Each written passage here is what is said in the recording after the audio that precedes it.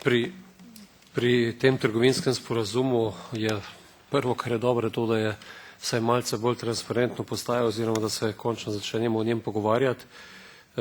Delim mnenje tistih, da bo mnogo sektorjev pridobilo v tem sporazumu, tudi kakšen v kmetijstvu, vendar pa, kot še ostali govorijo, je dosti več tistih, ki izražamo bojazen za posamezne sektorje znotraj kmetijstva.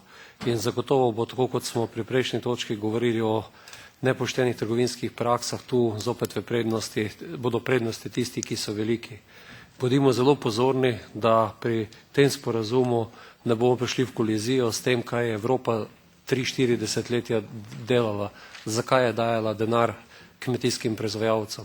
Zato, da bomo hrano proizvajali v Evropi, da bomo imeli samo oskrbo, da bomo imeli kvalitetno hrano, da bomo imeli zdravo okolje.